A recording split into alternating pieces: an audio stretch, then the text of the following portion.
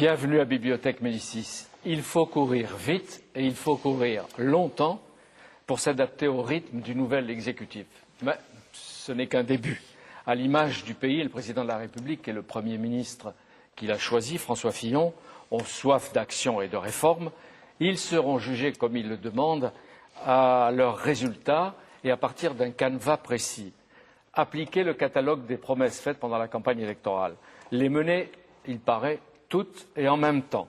Casser le moule et ouvrir et obtenir une solide majorité de députés puisque la campagne législative commence. Mais une chose est sûre, les Français ont affirmé leur passion de la politique et mis fin, peut-être, Alain Finkielkraut le dira avec quelques-uns des invités, a mis fin peut-être à la crise de la démocratie. Bibliothèque Médicis est le 6 mai 2007, le 6 mai 2007 qui marquera sans doute la Ve République. Qu'est-ce qu'il explique?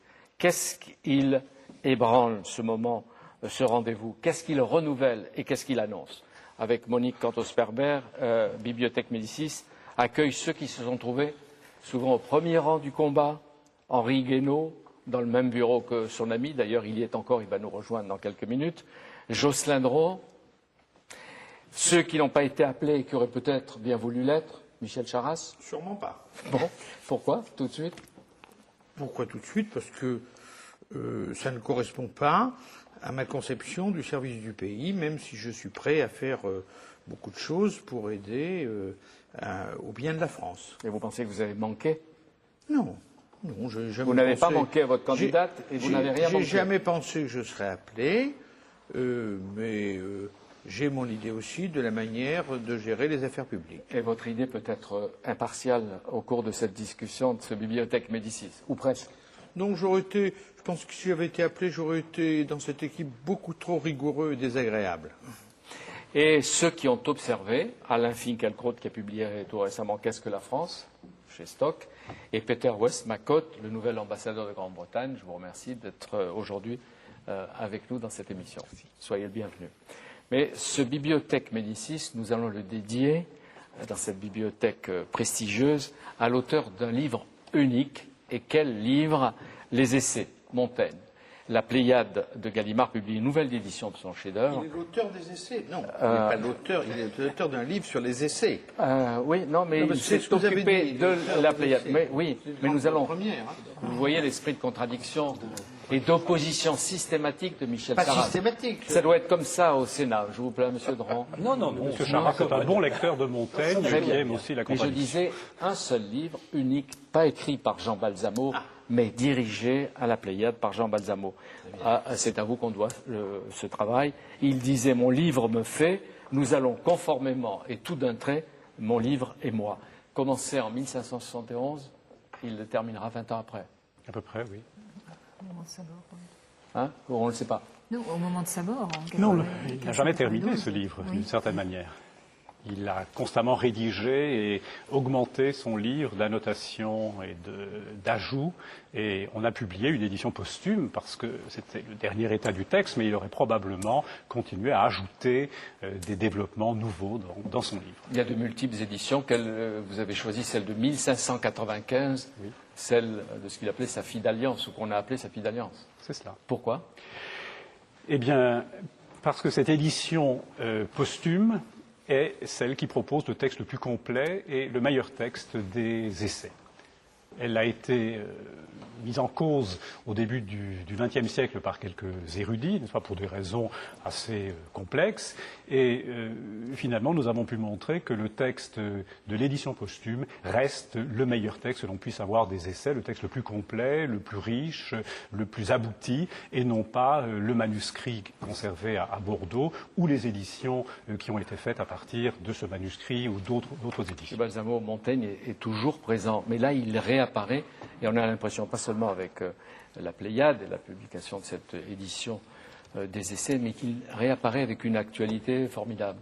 L'actualité de Montaigne n'a jamais cessé. En fait, Montaigne a été lu durant tout le XVIIIe siècle, durant tout le XIXe siècle, durant tout le XXe siècle. Et je notais quelque part que le portrait officiel du président Mitterrand le représentait dans sa bibliothèque avec un exemplaire des essais, n'est-ce pas? Tout le monde, tous les hommes politiques et tous les penseurs ne cessent de se référer d'une manière ou d'une autre au fondateur de la langue et de la pensée française. Il est et reste très utile. Il reste très utile. Oui, et pourquoi? Parce qu'il traite des libertés dans la cité, de la tolérance, l'esprit critique.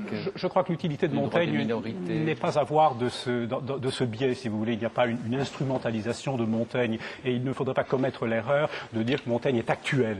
C'est un homme qui vit, qui a vécu dans son temps, dans son époque, et on ne peut pas du tout transposer ce qu'a vécu Montaigne et ce qu'a connu Montaigne à notre époque. Mais c'est un créateur de langue, c'est un créateur d'idées, et à ce titre, il doit être constamment médité. Oui, mais sans vouloir l'instrumentaliser, ce que vous ne permettriez pas, vous tous, n'est-ce pas?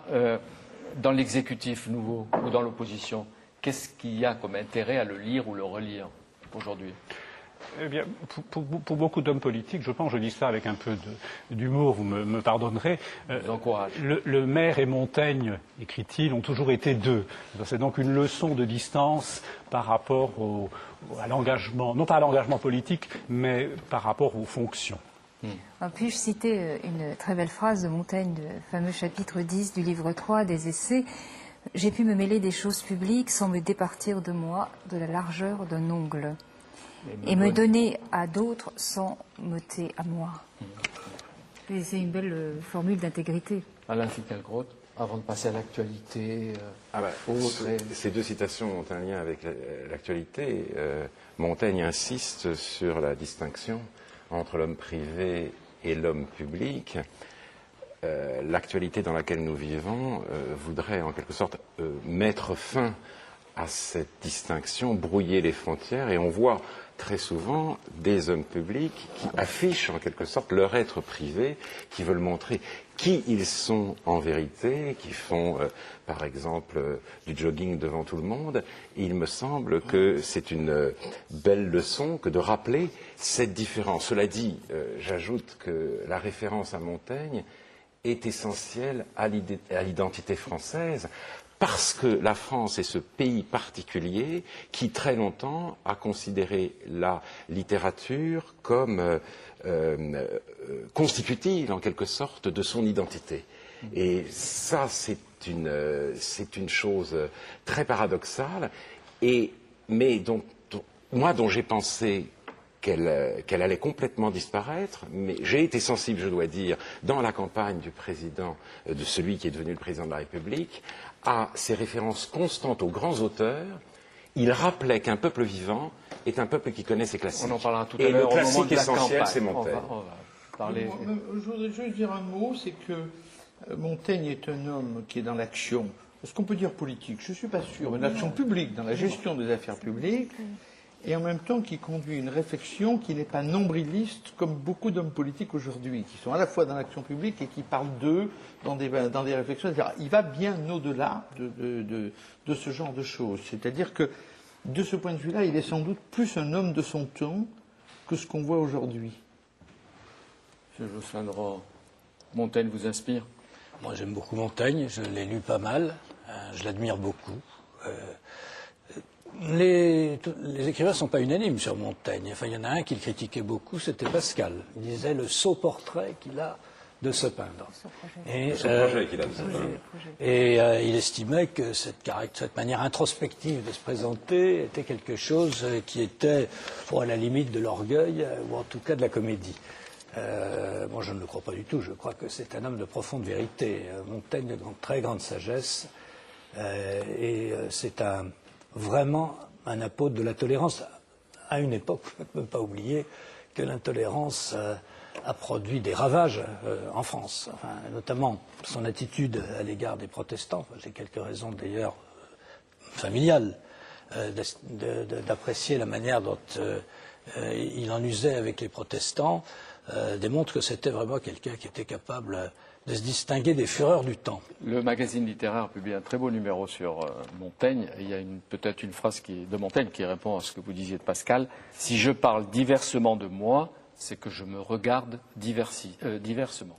Si je parle diversement de moi, c'est que je me regarde diversement. Alors il y a une chose que je crois un peu contestable, c'est l'idée que on puisse se dissocier totalement, quand on est un homme public, de ce qu'on est en privé. Je ne le crois pas du tout. Je crois foncièrement qu'un homme a une unité profonde, qu'il peut avoir un jardin secret, il peut être dissimulé, il peut ne pas vouloir mélanger les genres, mais on reste le même, où que l'on soit et dans quelque fonction que l'on exerce. Vous avez vécu Jean Balsamo des années, sans doute, avec Montaigne. Est-ce qu'il ressemble à ce dessin de Enki Bilal, son portrait? Le portrait est très beau. Je pense que c'est un portrait imaginaire, n'est-ce pas, d'un Montaigne imaginaire, recréé. Le seul véritable portrait que nous ayons de Montaigne est celui de son tombeau. Monsieur l'ambassadeur, vous voyez, nous sommes typiquement français. On va faire une émission sur la politique et on commence par Montaigne, par un grand de chez nous. Et Alain Finkielkraut disait c'est typiquement français. Est-ce que vous le ressentez comme ça? Écoutez, vous savez, entouré d'experts comme je le suis, je pense qu'il est dangereux de trop parler sur des choses qu'on connaît mal. Tout ce que je dirais, c'est que je pense que les essais de Montaigne ont fait une contribution quand même très importante à la culture européenne. Et j'ai même appris aujourd'hui, je dois le dire, que je ne le savais pas avant, qu'il a été même une inspiration pour notre adoré Shakespeare. Donc nous sommes encore plus reconnaissants pour la contribution littéraire qui a été faite par Montaigne, et à la littérature et à la philosophie. Pas forcément pour ça que les Anglais aiment le Bordeaux, mais... Pas forcément, non, c'est vrai. Mais ça suffit quand même. Il l'aimait avant Montaigne. Vous nous observez avec distance, avec beaucoup d'humour et beaucoup d'amitié. Et je sais que pendant la campagne, vous avez suivi des meetings des différents candidats. Et vous avez trouvé que c'était une campagne originale et sans doute passionnée et passionnante, mais est-ce qu'elle avait un caractère singulier, la nôtre, cette fois-ci? Vous savez, j'étais en France pour la campagne entre Mitterrand en 1981, quand il a gagné les élections présidentielles, et j'ai assisté à ce moment-là c'est un meeting présidentiel, et je dirais même que j'ai pris un peu de goût pour les élections présidentielles françaises. Cette fois-ci, c'était vraiment très différent, mais je pense que c'était quand même une élection de très grande importance pour l'avenir de la France. Vous aviez des candidats qui n'étaient pas déjà ni président de la République, ni Premier ministre, et qui proposaient des programmes de changement assez radicaux. Et je pense que là, le peuple français a fait un choix très important pour l'avenir. Être ici, être témoin de cette campagne, de ces élections, et qui a vu la participation de 85% du peuple français, c'est quand même passionnant et un grand privilège. Et qu'est-ce que vous avez pensé, vous, de la présence et de l'usage de Tony Blair dans la campagne, à la fois modèle et épouvantail? J'ai vu que tous les... Par les deux candidats. Les trois? Les trois. Il y en a trois qui ont parlé de Tony Blair. Mais oui, monsieur l'ambassadeur, justement. Il y en a un seul qui est allé en Angleterre pour se réunir avec Tony Blair avant et même pendant la campagne, pour ainsi dire. Je pense que dans un certain sens, c'est un privilège pour le représentant de la Grande-Bretagne de voir que les candidats français fassent référence à ce qui était accompli par le Premier ministre britannique sortant. Je pense qu'en fait, c'est très intéressant parce que surtout du côté de la gauche, je pense que ce que Tony Blair a pu faire à l'intérieur du Parti travailliste en Angleterre dans les années avant qu'il ne soit Premier ministre, c'est pour certains un exemple de ce qui est devenu nécessaire à l'intérieur de la gauche française. On voit que ça ne dure pas au bout de quelques années, mais il y avait l'impardonnable, la guerre d'Irak avec George Bush. Ce qui lui est pas pardonné. Oui, c'est vrai. Par les Anglais. Cela dit, vous avez vu que M. Blair a dit lui-même dans ses dernières conférences de presse que pour lui, malgré le fait qu'il y a beaucoup de gens qui n'aient pas été d'accord avec lui, il est convaincu que ce qu'il a fait, que les décisions qu'il a prises étaient les bonnes décisions qu'il fallait le faire. C'est de l'obstination? C'est la conviction personnelle, mais c'est sincère. Alors nous allons maintenant peut-être juger les 15 premiers jours, puisque le président de la République, Nicolas Sarkozy, est entré à l'Élysée le 16 mai, c'est à peu près une quinzaine de jours. Michel Sarraz, comment vous appréciez, vous, la première quinzaine du début du quinquennat, du nouveau président de la République? Il faut s'y habituer, Nicolas Sarkozy. Bon, sous l'aspect, disons, protocolaire général, les choses se sont passées comme précédemment. Mais on a l'impression qui n'est pas une impression d'ailleurs, qui est la réalité, que la mise en œuvre des engagements présidentiels démarre beaucoup plus vite que sous les gouvernements précédents. Puisqu'au fond, les gouvernements précédents, enfin les présidents précédents, je ne vais pas dire les gouvernants, les présidents précédents avaient devant eux les élections législatives. Et au fond, ils jugeaient que la période qui suit l'installation et qui précède l'élection législative était une période transitoire. Elle l'est, on le sait bien, Jocelyn Drouin le sait pour le gouvernement, puisqu'on change toujours de gouvernement après les élections législatives, mais en même temps, Nicolas Sarkozy, le nouveau président, a ajouté une action très forte dans un certain nombre de domaines, etc., qui ne s'est pas retrouvée chez ses prédécesseurs qui, eux, attendaient l'élection législative. Comment vous appelez la période que l'on vit? Est-ce que c'est ça l'état de grâce? Bon, le président de la République n'attend pas le deuxième verdict des Français. Bon, c'est une manière de faire. C'est une manière de faire qui, au fond, peut avoir un certain impact sur la campagne électorale. C'est-à-dire que les citoyens peuvent se dire il n'attend pas pour mettre en œuvre.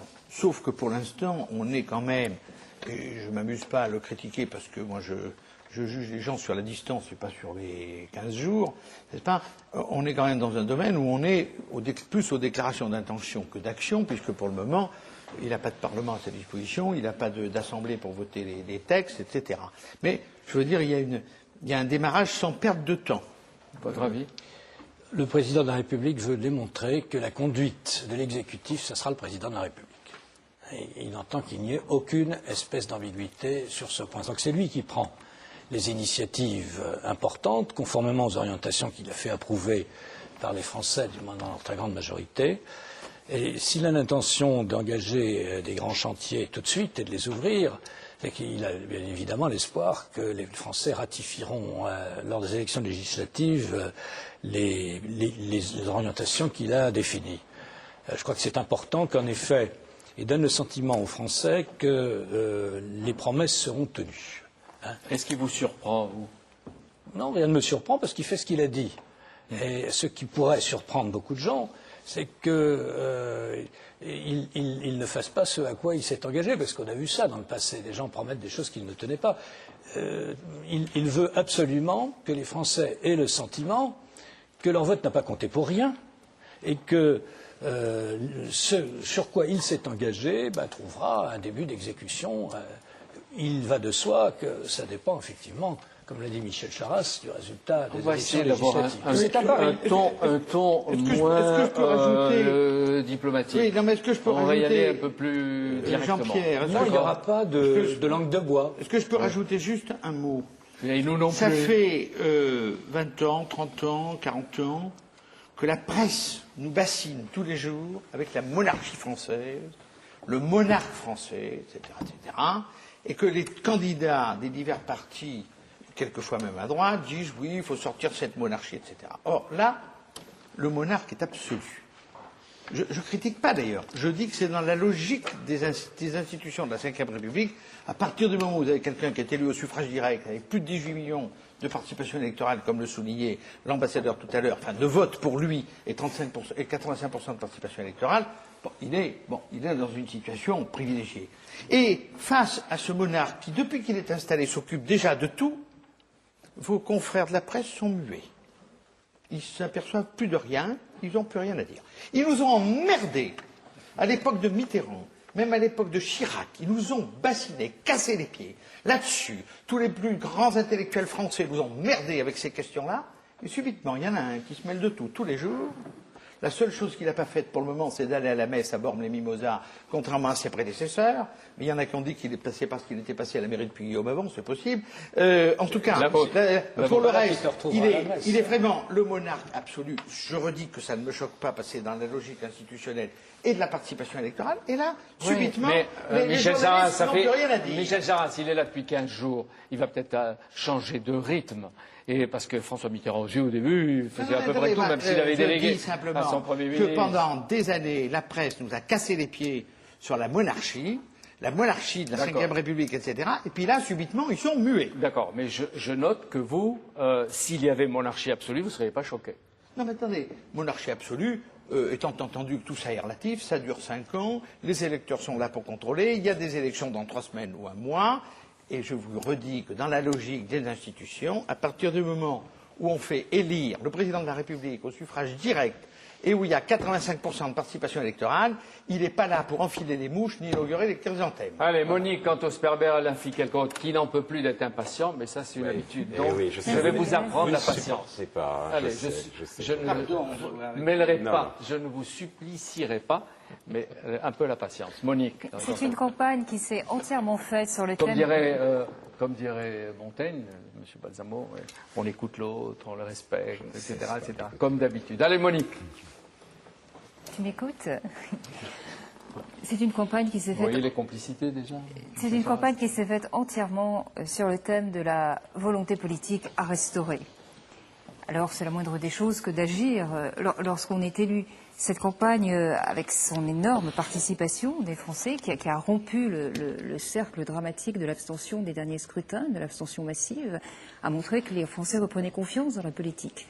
Et il leur faut un président qui puisse répondre à cette attente d'action, à cette attente de résolution, de façonner la France conformément au programme qu'il a présenté. Ce qui me frappe est que l'hostilité très forte chez certains que la personnalité de Nicolas Sarkozy avait suscité se mue en curiosité. Vous pouvez dire la haine, madame. Même la haine. La haine, aussi, qui était insupportable. Qui était insupportable et qui faussait le jeu démocratique, car quand on exclut un candidat de l'ensemble des candidats acceptables, on perturbe le fonctionnement démocratique. Eh bien, cette hostilité est en train de se muer en curiosité intéressée. C'est une chose qui est assez surprenante à observer. Voilà. C'est peut-être ça l'état de grâce, mais en tout cas l'action politique est restaurée. Vous avez raison, Jocelyn de Rohan, de rester silencieux et un peu vite, parce qu'il est en train de défendre Nicolas Sarkozy encore plus que l'UMP. Je ne défends pas Nicolas Sarkozy, je dis que quand il y a 85% des Français qui se dérangent, et il y en aura beaucoup moins aux législatives dans 15 jours, c'est qu'ils voulaient un patron. Et Nicolas Sarkozy a compris ça et il démontre qu'il est le patron. Alors, on est pour, on est contre, on trouve la méthode scandaleuse, etc.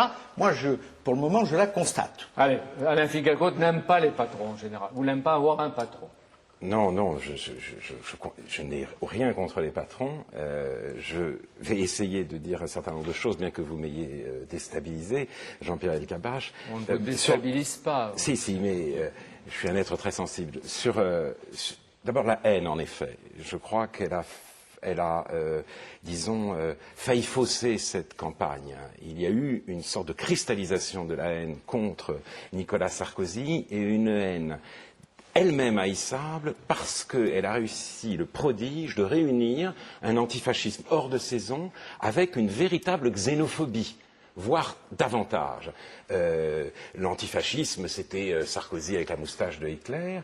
Le pire, c'était l'extrême droite lui reprochant de ne pas avoir des grands-parents suffisamment français. Un texte du Parti socialiste disant également dans sa première phrase que c'était un néoconservateur américain à passeport français. Et même Azouz Begag, l'extrême centre en l'occurrence, expliquant que lui, quand il regarde les archives militaires de la France, il voit le nom Begag, il voit des noms arabes, il ne voit jamais le nom de Sarkozy. Donc l'extrême centre, la gauche et l'extrême droite se retrouvant dans une hostilité absolument terrifiante. J'ai même sous les yeux un dessin de Charlie Hebdo, un télo couche-toi là, où on célèbre la noce de Glucksmann et de Sarkozy, Glucksmann en maillot de bain en femme, Sarkozy en maillot de bain en homme, sous le soleil, et c'est des photos de leur bonheur à Yad Vashem. Voilà quand même quelque chose de très inquiétant, de très désagréable, et que les haines aient été vaincues, j'en suis heureux. Alain Finkielkraut, nous Oui. parlerons tout à l'heure avec Henri Gonneau quand il viendra nous rejoindre de la campagne elle-même. Mais la question que je posais, comment vous appréciez la première quinzaine de Sarkozy à l'Élysée? Alors, Jean-Pierre, on ne peut pas expédier ça trop vite. Moi, je voudrais dire, je remercie Vous pouvez montrer M. le dessin, Finkielkraut on va donner aux caméras d'avoir souligné du cet aspect. Moi, j'étais, pendant la campagne électorale du premier tour, j'étais à l'étranger en mission de la Commission des finances, contrôle budgétaire. Et je lisais les dépêches de l'AFP, où M. Le Pen traitait tous les jours M. Sarkozy d'étrangers, de juifs, d'immigrés, etc. Aucune grande voix, Voilà, c'est ça. ni à gauche ni à droite, ne s'est élevée pour contester ça. Alors qu'on aurait dit ça sur le moindre petit beurre de la dernière des banlieues, ça aurait été une indignation nationale. Et si j'ai reçu, et si j'ai tenu à recevoir M. Sarkozy dans ma mairie, parce qu'il passait sous mes fenêtres, c'était aussi parce que j'avais honte de ça. Et que je lui ai dit, je veux lui dire, et c'est ce que je lui ai dit, que je n'ai pas apprécié ce silence épouvantable. Oui, mais ça a été mal vu par vos amis. Mais ça, je me fous de ce que mes amis pensent de ce point de vue-là. Je suis l'élu du canton de Châteldon, qui était celui de Pierre Laval, et je n'ai pas l'intention de rétablir là-bas l'intolérance et le sectarisme. Alors, c'est clair? Pour ce qui est des premiers jours, alors rien dit. je passerai sur les 3 jours de vacances qui m'ont fait un peu mal parce que c'était plus le président de la République, c'était tout d'un coup comme. Mais, bon, enfin bref, peu importe. Non, mais était-il nécessaire tout de suite d'envoyer une lettre au monde et dire ah cette histoire de yacht en Méditerranée. Oui, et je vais vous dire pourquoi. Comme si vous aviez, il fallait apaiser votre conscience, Non. d'avoir été un moment vers Sarkozy. Non, je n'apaise pas ma conscience. Vous avez raison. Je me suis dit, si des gens pensent que c'est pour moi montrer patte blanche, ils ont tort. Il a si été. Vous avez amené en disant venez avec moi, j'ai envie de discuter avec vous. Mais non, écoutez, non, mais ça en dit long sur ce que nous attendons. Il a su réveiller une idée noble de l'identité française, c'est-à-dire pas une gloriole, mais des noms propres, des êtres d'exception dont nous devons être dignes. Il nous a dit, soyons à la hauteur. Il nous a dit, je fais retraite pour habiter la fonction présidentielle. Et en guise de retraite, on a eu quoi? Le showbiz et la jet set. Et ce qui m'ennuie, moi, et c'est pas quoi, j'en ai moins à lui qu'à la popularité dont ces vacances sont l'objet. Tout le monde a dit, les Français sont contents, mais ils sont contents parce que malheureusement, nous risquons d'entrer dans un monde où le vide insondable de la jet set risque d'être plus enviable, plus désirable que la culture de Jacqueline de Romilly. Et je ne veux pas de ce monde-là. En revanche, j'ai été... Ou Jean Balsamo et Montaigne. Mais rassurez-vous, il y a des vigiles. Non, il n'y a pas de vigile, il n'y a pas de vigile. Mais je pense, j'ai été très impressionné par la passation des pouvoirs. Le moment Guy Môquet et l'Allemagne. Et ça, je crois que c'est très important pour la politique, même si ça semble anecdotique. Parce que c'est de la langue aussi, Montaigne. Il a parlé de l'amitié sacrée de la France et de l'Allemagne. C'était des mots qui nous rendaient l'Europe à nouveau habitable. L'une des raisons, et on oublie pour lesquelles, peut-être, mais il n'a pas parlé en tout cas du moteur franco-allemand. L'une des raisons pour lesquelles on a refusé massivement le traité, la Constitution, c'est qu'il est écrit dans une langue impossible, dans une langue bureaucratique qui est éloignée de ce que nous sommes. J'ai aimé aussi la création d'un ministère de l'écologie confié à un ministre très important, parce que même si Alain Juppé.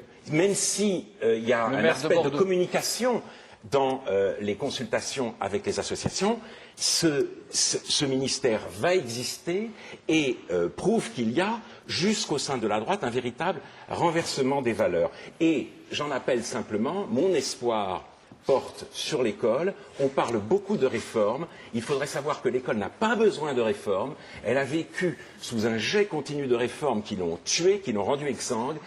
L'école a besoin d'une refondation. Il y avait des propos dans le discours du candidat Sarkozy qui allaient dans ce sens. Voilà pourquoi je ne m'excuse pas. Et je dois dire que j'étais particulièrement sensible à ce discours où il a parlé de la lettre de Jules Ferry aux enseignants. Il a dit « Monsieur l'instituteur », c'est le début de la lettre, il s'est arrêté, le candidat, et le candidat a déclaré « Cette formule, c'est la civilisation même ». Et là, je me suis dit « Oui, quelque chose encore est possible ». Vous voyez, Jean-Pierre Capa, je ne m'excuse de rien. C'est bien d'être fidèle à vous-même. Attendez. Il n'empêche que moi j'ai lu dans le Figaro de samedi matin l'article, le petit article écrit par un professeur de collège dans une ZEP qui dit « Je ne lirai pas la lettre de Guy Môquet », qui est absolument effrayant sur le niveau de l'école. Et il dit « Je ne lirai pas la lettre de Guy Môquet parce que mes enfants de 16 ans, qui ont un an de moins que Guy Môquet, sont incapables d'écrire et de penser ce qu'il a écrit et pensé. Ils ne comprendraient pas le sens des mots et ils ne connaissent pas l'histoire. Alors, d'où la nécessité de restaurer l'exigence. S'il n'y a pas besoin de réforme à l'école, alors je ne sais pas de quoi il y a besoin. Non, refondation, rétablissement. Instruire, oui, apprendre à lire, écrire, compter, la géographie et l'histoire. Vous arrivez au bon moment, Henri Guénaud. Je ne sais pas si vous arrivez directement du bureau de votre ami, mais en tout cas, merci de nous rejoindre. Ils étaient justement en train de parler d'un des discours que vous avez probablement écrit. C'est en train de parler de la lettre de Jules Ferry qui a été été récité par Nicolas Sarkozy au moins 10 fois dans les discours de campagne. Voilà. Et même quand c'était pas dans le discours, il le récitait. Donc ça marchait. Et cette lettre d'ailleurs serait sans doute sifflée dans une réunion corporative d'enseignants aujourd'hui. Monsieur l'ambassadeur. Monsieur Cavache, vous parlez tous de la monarchie, nous on n'a rien contre notre côté de la Manche. C'est une fausse monarchie. À condition que ce ne soit pas absolu, j'allais dire. C'est pas fausse du tout. absolue. Non. Mais écoutez, vous nous interrogez un petit peu sur la première quinzaine du nouveau président. À mon avis, c'est un président qui a toujours dit je vais agir, c'est pas la peine d'avoir le pouvoir si on ne s'en sert pas. Tout de suite, il a commencé à travailler. C'est une nouvelle présidence. C'est un président, bien entendu, confortable dans ses baskets, pour ainsi dire. Et puis tout de suite après son élection, même avant la passation de pouvoir, il a eu la gentillesse de recevoir le Premier ministre britannique, son ami Tony Blair. On a commencé dès le début, donc, à travailler ensemble. Pour nous, je pense, après une certaine période d'attente politique pour voir les résultats des élections présidentielles en France, on est prêt à travailler ensemble. La coopération européenne, bilatérale, trilatérale, vous ne reconnaissez pas, très positif. Monsieur l'ambassadeur, qu'il soit allé le premier jour de son installation à Berlin, mais vous retenez qu'avant d'être à l'Élysée, il avait rencontré avec François Fillon Tony Blair. Oui, c'est ça. Oui. Et donc, on peut avoir les relations sacrées avec l'Allemagne et ses dirigeants, et en même temps avoir une relation forte avec votre pays, même si quelques-uns l'ont quelquefois oublié. Ben voilà. Même spécial. Après l'avoir rencontré, Tony Blair n'envisage pas de rester quand même. Et pourquoi pas Michel Charras, est-ce que vous considérez, ensuite on parlera de la campagne, etc., et du rôle d'Henri Guénaud, puis vous échangerez les idées que vous voulez, est-ce que vous considérez les Kouchner, Jouyet, Martin Hirsch comme des félons, comme disent vos amis écoutez, du Parti socialiste? À chacun sa conception du service de la France. Ils ont fait un choix, le président de la République en a fait un aussi. Je le constate et je le respecte. Voilà, c'est tout. Il n'y a pas d'autres commentaires à faire. Mais vous pensez qu'ils peuvent être, comme ils le disent, fidèles à leurs convictions non, mais je me fiche complètement de leur position. Ce qui m'importe, c'est que le président de la République, qui est le président de la République, a considéré qu'il était bon pour le service de la France d'avoir ces gens-là.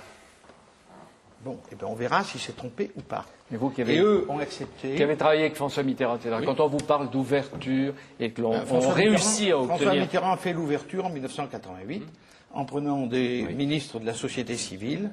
J'étais dans les mêmes gouvernements qu'eux et on ne s'en est pas plus mal porté que ça. En plus, ils ont été loyaux et je souhaite au président Sarkozy que ceux qu'il a recrutés le soient autant. Vous le dites parce que vous doutez? Non. On ne sait pas comment sont faits les hommes. Bon. Mais qu'il soit là et que le nouvel élu au suffrage universel les choisisse et leur demande de travailler avec lui, et qu'ils acceptent pour vous, c'est... Le président de la République, quel qu'il soit, a une vision globale des choses et de l'intérêt national dont il se pénètre dès qu'il est en fonction, s'il ne l'avait pas avant. Il a estimé qu'il était bon pour la France de faire appel à ces concours-là. Moi, je ne juge pas. Je verrai au résultat. Et je ne juge pas ceux de mes amis qui ont choisi d'entrer dans ce gouvernement. Moi, je ne l'aurais pas fait. On ne m'a pas demandé, d'ailleurs, mais je ne l'aurais pas fait pour d'autres raisons. Mais je vais vous dire pourquoi je ne l'aurais pas fait. Parce que je trouve qu'on a promis trop de dépenses. Voilà, tout simplement. Et que je pense que tout ça finira mal. Donc, je ne l'aurais pas fait. Mais le président Sarkozy l'a fait. J'espère pour la France qu'il ne s'est pas trompé. Et alors, est-ce qu'il est vrai, Jocelyn Roy, qu'à l'UMP, on grince des dents parce que l'ouverture dérange? Le président de la République s'en est très longuement expliqué devant nous, dans des cercles très vastes, dans des cercles plus restreints. Il a expliqué que la victoire qu'il avait remportée ne devait pas être celle d'un clan et qu'il ne voulait pas donner dans le clientélisme au lendemain de sa victoire et restreindre cette victoire. Au contraire, il désirait, devant l'ampleur des problèmes qui se posent à notre société, à notre planète, à notre hexagone, associer toutes les bonnes volontés, d'où qu'elles viennent, toutes les compétences et tous les talents, à condition qu'elles acceptent, qu'elles se retrouvent dans le projet qu'il a présenté aux Français et qu'ils ont voté. Et je me réjouis, et mes collègues avec moi, qu'un certain nombre de personnalités éminentes qui ne sont pas à l'UMP, mais qui viennent d'autres horizons, admettent cette manière de voir et soient prêtes à collaborer à la recherche de solutions sur ces problèmes dont nous parlons. Donc l'ouverture, je crois que c'est quelque chose auquel les Français sont sensibles, parce qu'ils ont donné un mandat très net et très clair à Nicolas Sarkozy. Et sur ce point, ils nous obligent.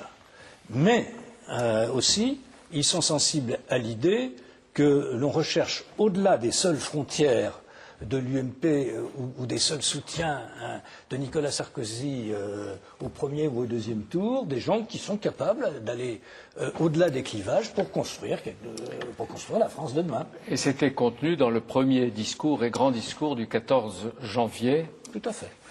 Et alors, est-ce qu'il est vrai que vous, avec quelques autres, vous avez incité, Nicolas Sarkozy a cité probablement avec conviction, ou peut-être avec conviction, Jaurès, Clémenceau, Blum, Mitterrand, encore une fois le jour de sa nomination et de son installation, et en même temps l'encourageant à citer ou à se situer dans la continuité des présidents de la République, y compris François Mitterrand. Ah oui, François Mitterrand a été, que je sache, président de la République. Tous. Et voilà, l'histoire de France, elle est une. Et je trouvais tout à fait normal que le président de la République ait une pensée pour tous ses prédécesseurs quand il arrive à l'Élysée, ce qui ne veut pas dire qu'il va ressembler ni à Jacques Chirac, ni à François Mitterrand, ni à Valéry Giscard d'Estaing, ni à Georges Pompidou, mais ils ont tous exercé leurs fonctions avec une grande dignité, un grand sens de l'État. Voilà, c'était une façon de se placer effectivement dans cette continuité, comme il s'était placé dans la continuité de l'histoire de France pendant toute sa campagne. Alors c'est vrai ce qui était une nouveauté d'ailleurs. C'est vrai que vous avez Pas vraiment. Non, mais une nouveauté depuis une vingtaine d'années. François Mitterrand a célébré le millénaire capétien parce qu'il a considéré que la France c'était un patrimoine et une histoire. Et de ce point de vue-là, moi ce qu'a fait Nicolas Sarkozy ne m'a pas choqué. Mais à l'époque où François Mitterrand, et ceux qui sont autour de cette table doivent s'en rappeler, a décidé de présider lui-même les cérémonies du millénaire capétien, il s'est fait insulter dans son camp. Mais on le faisait sournoisement parce qu'on avait la trouille de lui. Henri Guénaud, des imbéciles à toutes les époques et dans tous les camps. On répète que vous avez rédigé les discours les plus forts. Je ne sais pas si c'est vrai, c'est probablement vrai. Mais comment vous procédiez l'un et l'autre avant d'y arriver? Est-ce qu'il y avait des discussions fermes, vives entre les deux? Est-ce que l'un allait chercher l'autre, inspirer? Comment cette rencontre ou cette empathie a donné les discours qui ont peut-être été des moments marquants de la campagne présidentielle? D'abord, on peut lui poser la question. Bien sûr. Parce qu'après, vous allez tous les analyser, les critiquer, les approuver. Donc, alors, on a l'acteur, Henri Guénaud. D'abord, c'est une rencontre un peu improbable, mais de toutes les rencontres improbables naissent les plus belles aventures. Voilà, c'est pas quelque chose qui s'est fait discours par discours, c'est une longue marche qui commence au début de l'année 2006. On se connaissait déjà depuis bien longtemps. On avait même parlé ensemble déjà de Jaurès et de Blum en 2002, donc puisqu'on avait fait une tribune ensemble à la Une du Monde où on citait Jaurès et Blum, donc c'était pas une invention de campagne. Voilà, on a beaucoup parlé, puis construit pas à pas un projet, un discours politique, voilà, jusqu'à une espèce d'osmose où sans doute l'un et l'autre nous avons changé. Contribué. Voilà. Changé d'ailleurs. Oui, et vous trouviez les mots qui collaient à sa pensée, à sa volonté d'agir. Les mots, il les trouvait aussi qui correspondaient à ce qu'il avait au fond de lui-même. Voilà. Le travail a été plus un travail. Est-ce qu'il est vrai que certains discours ont été rédigés au dernier moment? Oui, bien sûr, parce que dans une campagne électorale, on vit très vite en flux tendu. Et il y a des discours qui ont été rédigés dans des conditions de délai extrêmement brefs. Mais avant qu'ils montent à la tribune, parfois. Non, il y a des choses qui ont été finies très très tard, oui. C'est vrai, mais tout ça a été un discours qui a été perdu à un moment, ou qui lui est arrivé très tard. Oui, il y en a beaucoup qui sont arrivés très tard. Non, ça c'est pour l'anecdote. Je suis un écrivain laborieux. Ouais. Le programme. Il ne faut pas trop laisser dire quand même que quelqu'un qui est aujourd'hui président de la République a eu besoin d'avoir des discours préparés par d'autres. Mitterrand n'acceptait jamais ça. Oui, mais il le faisait quand même. Donc, à mon avis, vous lui avez donné des éléments, mais il s'en est largement servi. Oui, non, ce genre de langue de bois m'intéresse pas beaucoup. On a fait ensemble quelque chose, voilà, qui venait du fond de lui-même. Il a eu, moi, ce qui m'intéresse, c'est l'acte politique qui consiste à concevoir et à porter, à prononcer un discours. Je pense que ça, c'est ce qu'il y a de plus important. Je me fiche de savoir qui a écrit tel ou tel discours de François Mitterrand. Ce qui m'intéresse, c'est que François Mitterrand ait tenu à un moment donné ce discours. Voilà. Et il était... il a intégré les éléments qu'on lui donnait. Non, mais tout le monde. Mais en même temps, tous les hommes politiques, on le sait bien, écrivent avec des gens leurs discours et traduisent leurs pensées. Je crois qu'on est sorti de cette période où on pensait que toute espèce de mystère et de secret permettait au pouvoir d'être plus grand et plus respecté. C'est absurde. Les discours de Nicolas Sarkozy sont les discours de Nicolas Sarkozy. Et moi, j'ai apporté la contribution qui a été la mienne. Non, mais voilà. Mais chacun a sa contribution. Voilà, c'est pas vous la vôtre. Mais est-ce je que ne suis les arguments, ni un gourou ni une plume. Voilà, ça a été une œuvre à plusieurs. Oui. Et est-ce que les arguments étaient préparés avec leur calendrier ou adaptés au fur et à mesure de la campagne et des initiatives de la candidate socialiste les deux, vous savez, et de François Bayrou? Une campagne, c'est une histoire, donc c'est une histoire qu'on vit, que chacun vit, qui se vit en fonction des événements, de ce que font les adversaires, voilà. Et puis des fois, on avait programmé des discours qu'on n'a jamais fait finalement, parce que l'histoire partait dans une autre direction. Voilà, et tout ça s'est fait presque naturellement. Alors, avant de donner la parole à politique, il y a moins il y a en politique, et notamment quand même comme ça, évidemment une stratégie qui a arrêté à un moment donné, et Nicolas Sarkozy s'est tenu, il a arrêté une stratégie, il a continué jusqu'au bout.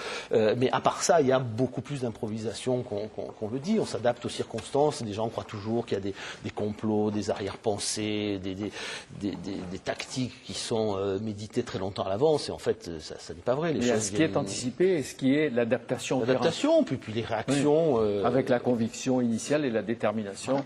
En dépit des fatigues d'une campagne et des duretés d'une campagne. Qu'est-ce qu'elle a appris? Pourquoi vous paraissait-il si important de citer Jaurès et Blum? Ce sont deux très grands penseurs, en particulier Jaurès, qui est quand même le plus grand philosophe de la tradition socialiste française. Mais qu'est-ce qui vous intéressait dans leur pensée? Chez Jaurès, c'est d'avoir adapté pendant un temps le marxisme à la tradition française, ou d'avoir laissé vivant toute cette racine du socialisme français qui a été ensuite occultée par la dogmatique marxiste de la SFIO? Les choses sont finalement beaucoup plus simples que ça. Premièrement, les textes de Jaurès étaient beaux. Et deuxièmement, ils correspondaient sur un certain nombre de sujets exactement à ce qu'il avait envie de dire, sur l'éducation, par exemple, sur l'histoire de France, sur le rapport au travail. Et donc on s'en est servi parce qu'il n'y avait pas de raison qu'on ne s'en serve pas. Et quant à Blum, je crois que les choses sont très simples aussi. Ça ne veut pas dire que tout ce qu'a fait Blum correspond à ce qu'il croyait ou à ce que je croyais. Mais quand on me pose la question, moi je réponds en général aux présentateur de télé, monsieur, est-ce que vous êtes contre les congés payés? Non, moi non plus. Donc je suis aussi l'héritier du Front populaire. Et si d'ailleurs j'avais à choisir entre le Front populaire en 1936 et le gouvernement Laval en 1935, je me sentirais beaucoup plus proche du Front populaire en 1936 que du gouvernement Laval en 1935. Voilà, je crois qu'il y avait un moment où il est nécessaire de casser ces fausses filiations qui encombrent la vie politique française, qui feraient de la droite républicaine d'aujourd'hui, comme disait M. Jospin jadis, l'héritière des anti-Dreyfusards du début du XXe siècle, ou les supporters du comité des forges dans les années 20 ou 30. Je crois que tout ça est absurde. Nous sommes tous les héritiers d'une très longue histoire. On la prend tous en compte. Il était nécessaire dans cette période précisément d'insister sur cette unité de l'histoire de France, cette unité de la nation qui est au-delà des clivages partisans et de se réapproprier tout cet héritage. Voilà. C'est Alain Finkielkraut qui a écrit un jour quelque chose une phrase qui m'est restée gravée dans l'histoire. Il dit « Nous avons des appris à hériter ». Eh bien voilà, nous avons essayé de réapprendre à hériter. Mais comment expliquez-vous alors que la gauche ait tant de mal à hériter ses propres textes? Parce que le 10e chapitre de l'Armée nouvelle de Jaurès, qui est un des grands textes de la pensée politique, eh bien, il est sans postérité dans le Parti socialiste actuel.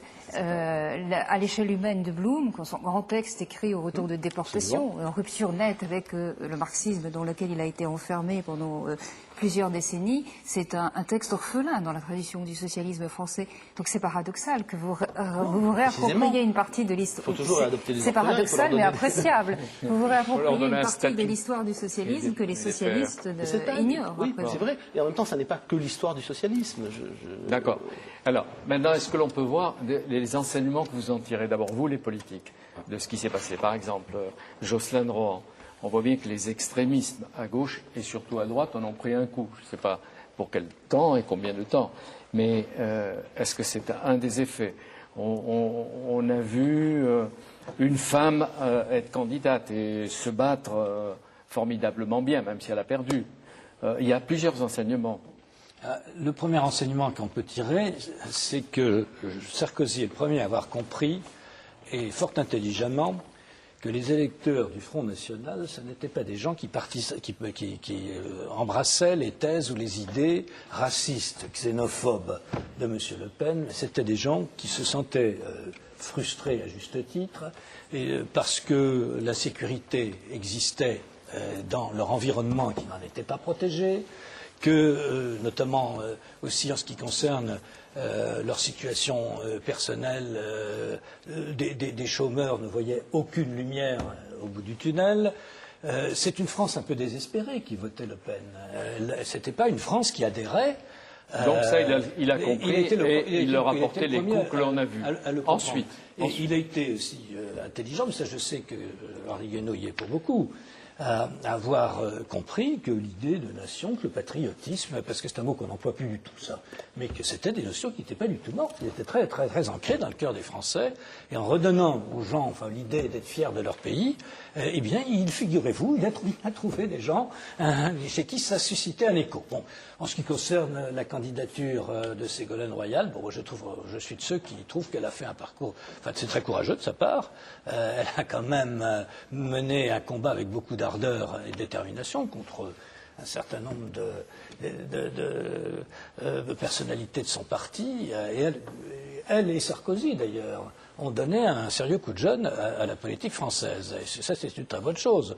Bon, pour le reste, bien, nous verrons à l'usage maintenant. Hein. Mais il y a quand même eu un événement majeur. C'est pas seulement un changement de génération, c'est aussi une autre approche de la politique qui s'est faite, et je crois que c'est quelque chose de très heureux. Alain Finkielkraut. Alors moi, j'ai été frappé, comme beaucoup, je crois, par l'ardeur qu'il y a dans les discours de Sarkozy. Ça ne ronronne jamais. On ne peut pas parler de langue de bois. Il semble inspiré.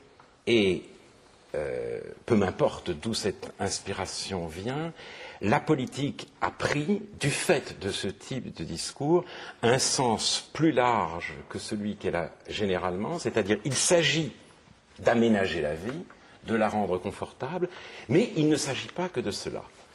Tout d'un coup, on a dit les valeurs. Qu'est-ce que c'est les valeurs? Le sens de la vie a été placé au cœur de la campagne. Le sens de la vie, c'est le fait que nous ne sommes pas simplement des individus, des machines à produire, à calculer, à consommer, mais des héritiers, mais aussi des testateurs, d'où l'importance de sa mesure concernant l'impôt sur les successions. Je crois que ça doit être pris dans le même sens. Ce n'est pas seulement une mesure économique, c'est une mesure extrêmement symbolique. On a payé des impôts et on veut pouvoir léguer à nos enfants, parce que notre vie ne se résout pas au pur processus vital, tout ne doit pas mourir avec nous. Et là, il me semble que la gauche est restée, si j'ose dire, à l'ouest. C'est-à-dire qu'elle n'a jamais pris la mesure de cet élargissement, et j'en veux pour preuve, d'ailleurs dans les discours de la candidate, qui malgré tout était très creux, mais aussi chez ses opposants. J'ai été très frappé par la formule qu'a utilisée Strauss-Kahn pour justement dire qu'il fallait justement prendre acte de la défaite. Il a dit « la gauche doit changer de logiciel ». C'est un terme terrible. Non, la gauche doit réapprendre que la pensée n'est pas un logiciel, que nous ne sommes pas des machines, qu'il y a autre chose. Si elle se contente de changer de logiciel pour devenir social-démocrate, ce sera certes mieux que de croire à un certain nombre de vieilles lunes, mais ce ne sera pas à l'échelle, ce ne sera pas à la hauteur.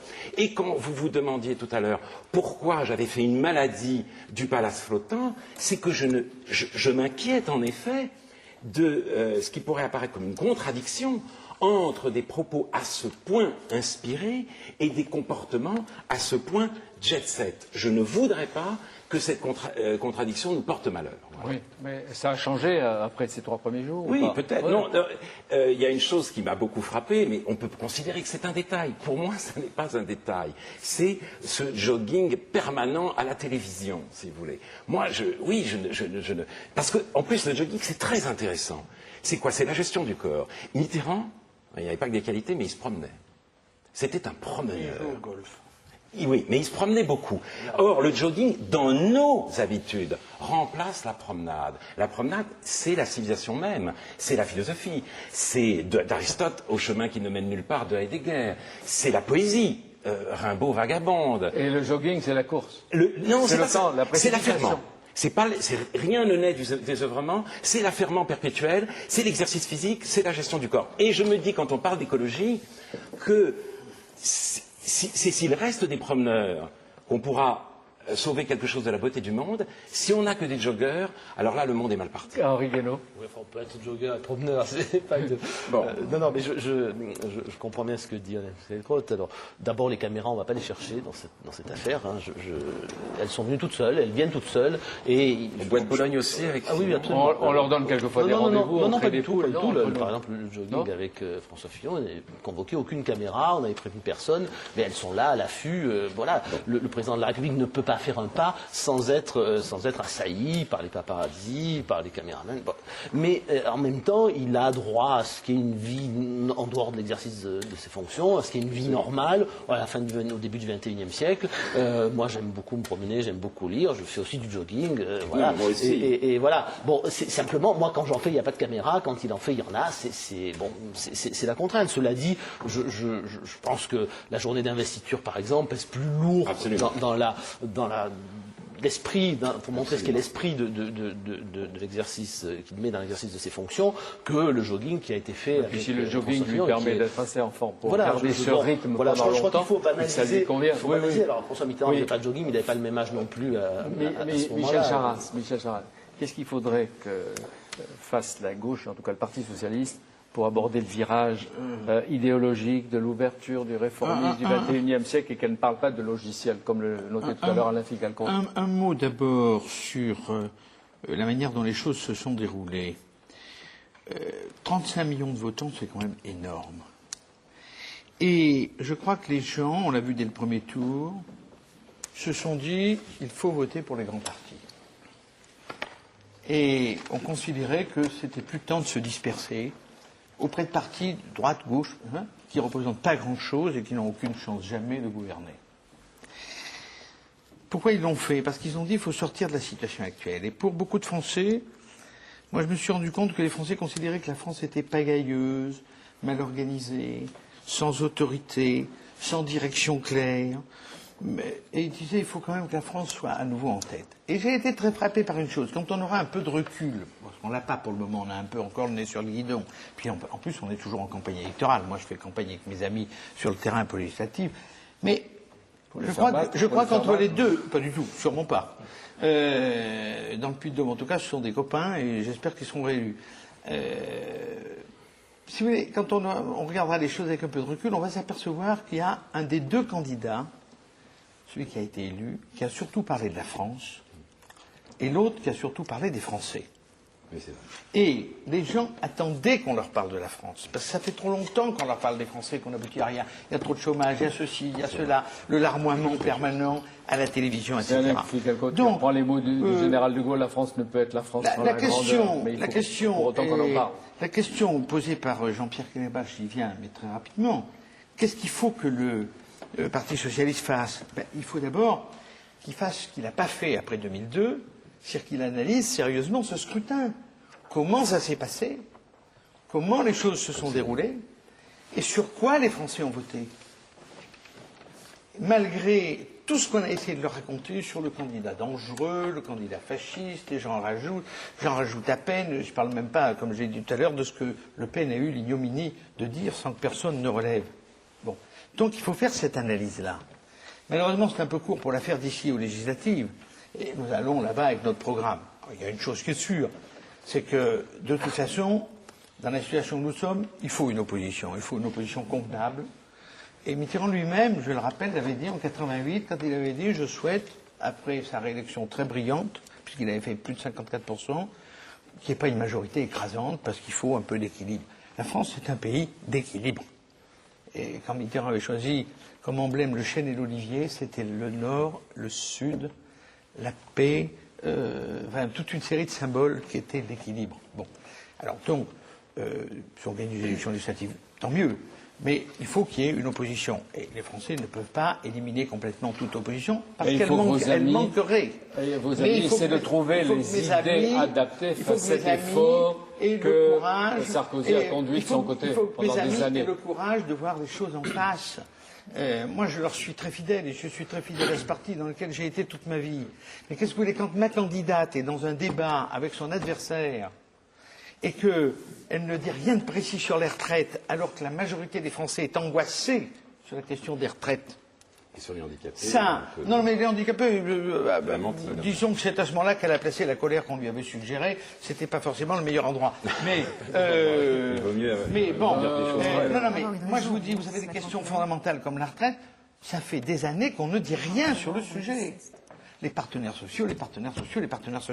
Mais on ne dit pas ce qui se passera si les partenaires sociaux ne se mettent pas d'accord. Or, c'est un sujet qui angoisse les Français, parce que la France est un pays de beaucoup de retraités, ou de futurs beaucoup de retraités, et ils ne sont pas loin. Par conséquent, il y a des questions qu'on ne peut pas éluder. Et ce sont des questions d'État. Et les questions de fond sur les réformes internes, sur le chômage, sur l'euro face au dollar, aux monnaies asiatiques. Il faut qu'on analyse très sérieusement. J'ajoute qu'il faut éviter de dire des choses, et d'ailleurs le président Sarkozy l'a dit aussi, moi je l'ai regretté, en disant sur le plan européen, je vais faire ceci, je vais faire cela. Oui, si les 26 autres sont d'accord. Donc il faut aussi ramener les choses à ce qu'elles sont en réalité. Mais moi je crois qu'il y a un examen de conscience à faire très profond, mais je vous dis, c'est une élection de rassemblement dans la mesure où les petits partis, ou les partis qui ne sont pas susceptibles de gouverner, ont été éliminés. Et on ferait bien de réfléchir à ça. Donc la Ve République, ça entre dans une nouvelle phase, dans un nouveau moment. Les citoyens ont participé, ils sont appelés à contribuer aussi, à prendre part aux sortes de tourbillon qui est engagé, et j'espère, dans le soutien de réforme. C'est une nouvelle page de notre histoire qui s'écrit. Vous savez que moi je n'ai jamais été partisan du mot rupture, parce que rupture ça signifie qu'on casse quelque chose et qu'on divorce d'avec. Il y a des éléments de continuité dans ce qui a été engagé, et on le verra bien quand on inscrit une action, notamment en matière de politique étrangère, il y a des ruptures qu'on ne peut pas faire. Mais il y a incontestablement d'abord un style nouveau. Oui, c'est la rupture, elle est d'abord là. Il y a une approche nouvelle d'un certain nombre de problèmes, mais parce que le monde évolue et qu'il faut que la France soit capable de s'adapter à un monde qui change considérablement. Et je crois que le grand apport de Sarkozy, ça a été d'abord de réfléchir beaucoup aux raisons qui faisaient que ce monde changeait et d'analyser dans quelle direction il changeait. Est-ce que vous saviez, vous pressentiez qu'il était à ce point près, qu'il avait réfléchi, vous qui êtes président du groupe UMP, oui, parce que j'ai participé à quelques-unes des conventions qui ont été organisées par l'UMP et qui ont été un effort remarquable d'organisation, de réflexion sur un certain nombre de sujets. Monique. Mais il me semble que plus qu'une nouvelle phase de la Ve République, ce qui est déjà beaucoup, nous entrons, je l'espère, dans une nouvelle phase de la vie politique, avec les idées remises au premier plan. Et ça, c'est une leçon qui vaut pour la gauche aussi, qu'elle se débarrasse enfin de cette sociologie positiviste qui lui sert d'idéologie jusqu'à présent, et qu'on revienne aux vraies idées de la pensée politique sur lesquelles tous les vrais gouvernants ont réfléchi jusqu'à présent. Qu'en est-il du problème du mal? Qu'en est-il du problème de la montée de la violence? Comment les hommes font-ils pour vivre ensemble? Comment arrive-t-on à définir des règles communes, des règles de respect, de tolérance? Comment hérite-t-on? Comment transmet-on? Et quelle est l'autorité qui est l'autorité légitime, car nous sommes dans des mondes où tout se vaut, et il faut rétablir des règles qui justifient certaines autorités, et en particulier l'autorité du haut savoir. Tout le problème de l'école, et je suis particulièrement sensible, et du suffrage universel. Également, l'autorité du savoir est à réhabiliter, d'où la nécessaire refondation de l'école. Sans quoi, nous irons dans un monde qui ne sera pas du tout un monde démocratique, un monde d'esprit critique, mais qui sera un monde de populisme et de grégarisation. Henri Guénaud. Oui, je vais rebondir sur ce qui vient d'être dit. Moi, Et on va vers la conclusion de le l'émission. Parti socialiste a perdu pour deux raisons fondamentales. La première, c'est qu'ils n'ont pas eu en face le candidat qu'ils croyaient avoir. Il peut y avoir un militant un peu sommaire de l'ultralibéralisme, du communautarisme, de l'atlantisme, enfin quelque chose on allait pouvoir caricaturer. Donc, Prévisible, quoi. Prévisible. D'ailleurs, c'était typique. Le soir du 14 janvier, le porte-parole du Parti socialiste a dénoncé le retour de la droite dure et un discours d'une violence inouïe, alors que le discours du 14 janvier était exactement le contraire. Bon, tout ça les a beaucoup désemparés. Et la deuxième chose, c'est que finalement, le Parti socialiste a perdu aussi parce que il avait perdu le sens de la politique. Qu'est-ce que la politique ? Je reviens à ce qui vient d'être dit. Ce qui fait la caractéristique exemplaire de la campagne de Nicolas Sarkozy, c'est pas tellement une espèce de modernité ébouriffante que le retour aux fondamentaux de la politique. C'est-à-dire poser des questions que la politique ne posait plus, apporter des réponses à des problèmes que la politique ne voulait plus regarder en face. C'est-à-dire il n'y avait plus de politique, il y avait de la gestion éventuellement, il y avait de la compassion, il y avait tout ce qu'on voulait, mais il n'y avait plus de politique. Et là, pour une fois, on a remis tout simplement revenu aux fondamentaux de la politique. Voilà. Et je crois que c'est ça la grande nouveauté finalement de cette élection, et ça a marché. Mais maintenant, il faut l'appliquer, continuer, il faut le mettre en route. On a inventé une nouvelle façon de faire de la politique, il faut réinventer la politique elle-même. Oui, parce que les problèmes demeurent de la France dans une économie globalisée qui est sans pitié. Moi, je crois qu'il y a quelque chose de très simple. On va peut-être trouver ça simpliste, les brillants cerveaux qui m'entourent vont trouver ça simpliste, mais au fond, les Français se sont dit, cette fois-ci, ce qui est tout à fait nouveau dans leur raisonnement, si la France va bien, j'irai bien.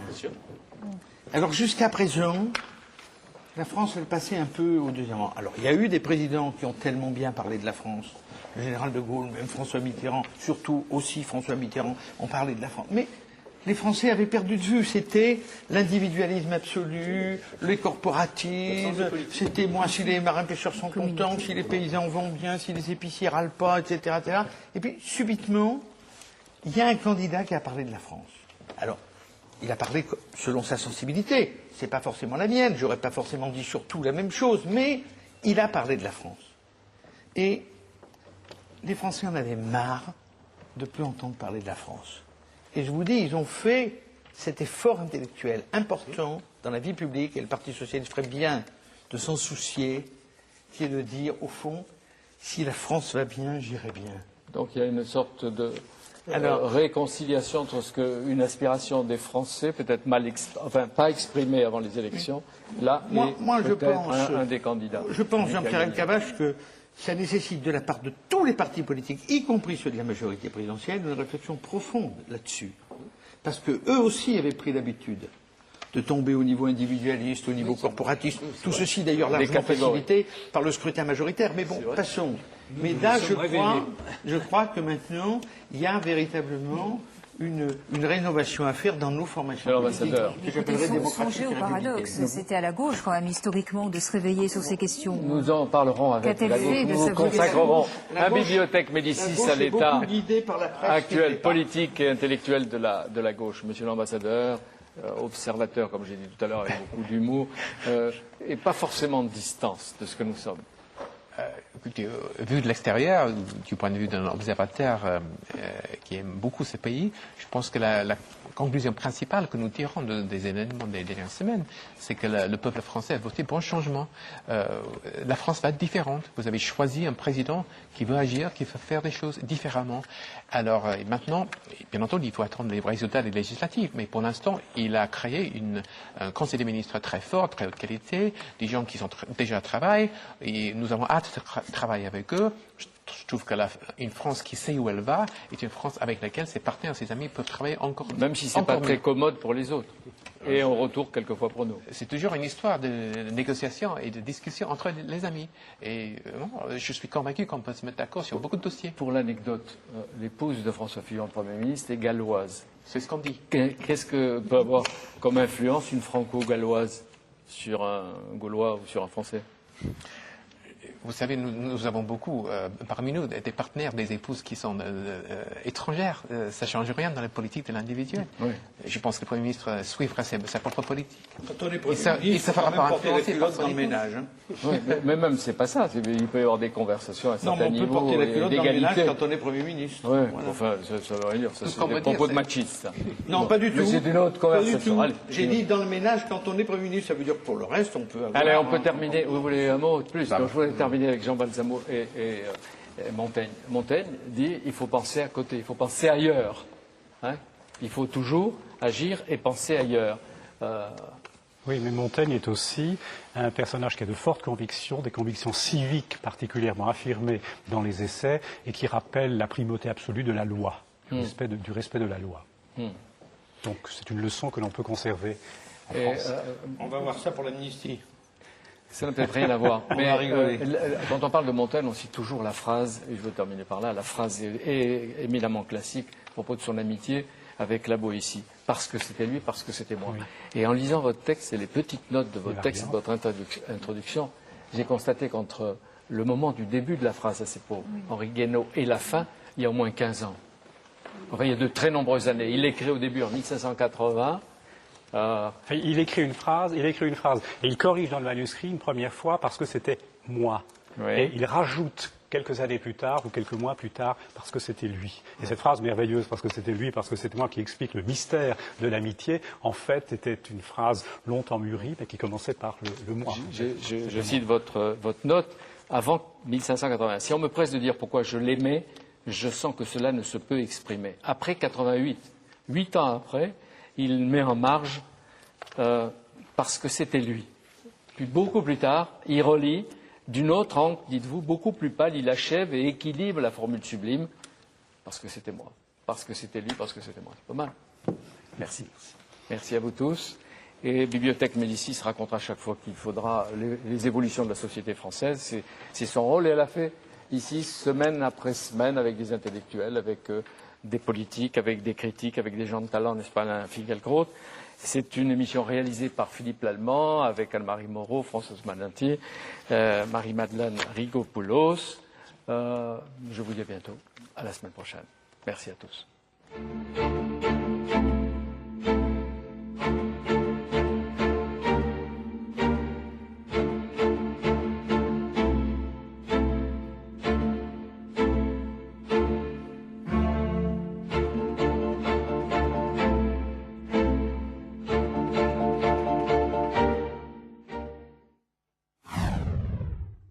Alors on va parler écologie dans ce numéro de LNU. Quand on demande qui est responsable des problèmes d'environnement, en général les Français disent « c'est pas moi ».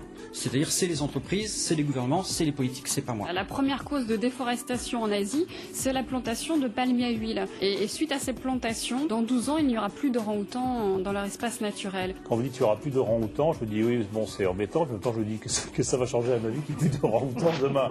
Réponse dans LNU sur Public Sénat.